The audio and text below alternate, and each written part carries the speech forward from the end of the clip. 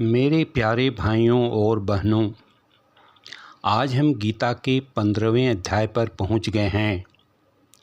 गीता का 15वां अध्याय पुरुषोत्तम योग कहलाता है।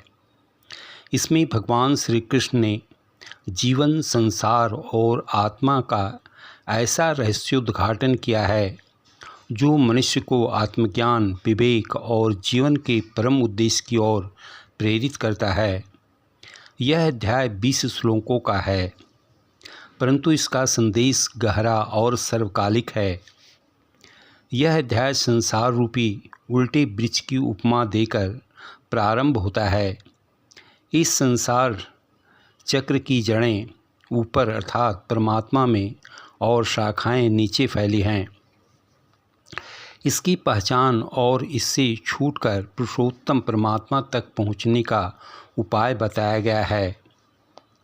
मनोवैज्ञानिक दृष्टिकोण के अनुसार उल्टे वृक्ष की उपमा और मन का जाल पर भगवान श्री कृष्ण कहते हैं, यह संसार एक उल्टा पीपल वृक्ष है।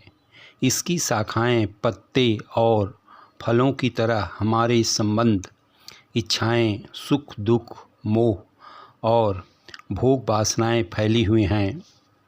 मनोवैज्ञानिक भी मानता है कि मनुष्य की सभी समस्याओं की जड़ उसके विचारों और कामनाओं में होती है।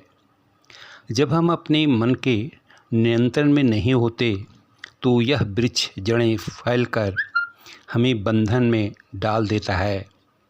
उपदेश यह है कि व्यक्ति को अपने विचारों को पहचानना और उन्हें शुद्ध करना चाहिए, जिससे वह संसार के मोह के बंधन से मुक्त हो सके। दूसरा, आत्मा की अमरता और मन की अशांत स्थिति पर श्री कृष्ण कहते हैं, जीवात्मा शरीर को त्याग कर दूसरे शरीर में प्रवेश करती है। मनोविज्ञान कहता है कि मनुष्य का स्वभाव, उसकी इच्छाएं और संस्कार ही उसका व्यक्तित्व बनाते हैं। जब तक इच्छाओं की पूर्ति नहीं होती तब तक मन बेचैन बना रहता है। यही बेचैनी व्यक्ति को जन्म जन्मांतर के बंधन में बांध देती है। इसका उपदेश है कि व्यक्ति आत्मा की पहचान कर अपने मन को शांति देना ही मानसिक स्वास्थ्य का प्रारंभ सूत्र है। तीसरा, गुणात्रय का प्रभाव और व्यक्तित्व विकास पर श्री कृष्ण ने मनुष्य पर सत्व, रज और तम, इन 3 गुणों का प्रभाव बताया है। मनोवैज्ञानिक दृष्टि से भी व्यक्ति का व्यवहार और सोच इन प्रवृत्तियों पर निर्भर करती है। सत्वगुण अर्थात ज्ञान, विवेक, संतुलन। रजोगुण अर्थात कर्म, महत्वाकांक्षा, स्पर्धा। तमोगुण अर्थात आलस्य, अविवेक, अज्ञान।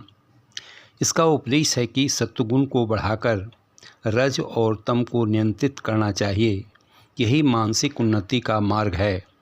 अब हम आध्यात्मिक दृष्टिकोण से देखें तो पहला, पुरुषोत्तम का बोध और आत्म साक्षात्कार पर भगवान श्री कृष्ण ने कहा है, जो पुरुष इस संसार के बंधन को समझकर पुरुषोत्तम परमात्मा को जान लेता है, वही मोक्ष को प्राप्त करता है।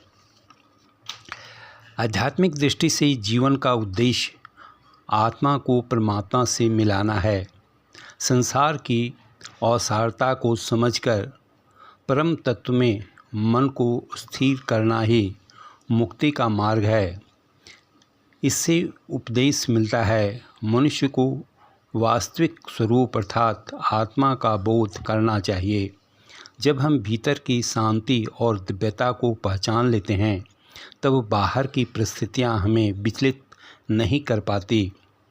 दूसरा, ज्ञान, विवेक और भक्ति का संगम पर श्री कृष्ण ने कहा है, मैं ही सब का आश्रय हूँ।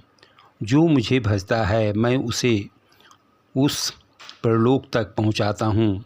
इस तरह आध्यात्मिक जीवन में ज्ञान, विवेक और भक्ति का समन्वय ही जीवन की पूर्णता है। यह केवल दर्शन नहीं बल्कि जीवन का व्यवहारिक पथ है, जिससे व्यक्ति अपने अंतःकरण की शुद्धि पर परमात्मा को पा सकता है। यह अध्याय हमें प्रेरणादायक शिक्षा सिखाता है। संसार मोह माया का बंधन है। इससे विवेक और भक्ति द्वारा मुक्ति संभव है। आत्मा अमर है, दुख सुख शरीर तक सीमित है। अपने गुणों का विवेचन कर सत्गुण को विकसित करें। भक्ति, ध्यान और सत्संग से जीवन में मानसिक शांति और आध्यात्मिक उन्नति पाई जा सकती है। जीवन का उद्देश्य केवल भोग नहीं, आत्म साक्षात्कार है। निष्कर्ष यह है कि श्रीमद् भागवत गीता का 15वां अध्याय पुरुषोत्तम योग केवल धार्मिक ग्रंथ का अध्याय नहीं, बल्कि मनोवैज्ञानिक मार्गदर्शक और आध्यात्मिक प्रेरणापुंज है। यह अध्याय व्यक्ति को जीवन की वास्तविकता, आत्मा का स्वरूप और परमात्मा की प्राप्ति का सहज मार्ग दिखाता है। यदि हम इस ज्ञान को व्यवहार में उतारें तो जीवन में शांति, संतुलन और दिव्यता सहज ही प्राप्त हो सकती है। आशा है यह अध्याय आपको अच्छा लगा होगा। आगे के अध्याय को जानने के लिए हमें प्रोत्साहित करने के लिए वीडियो को लाइक और सब्सक्राइब करना ना भूलें। धन्यवाद।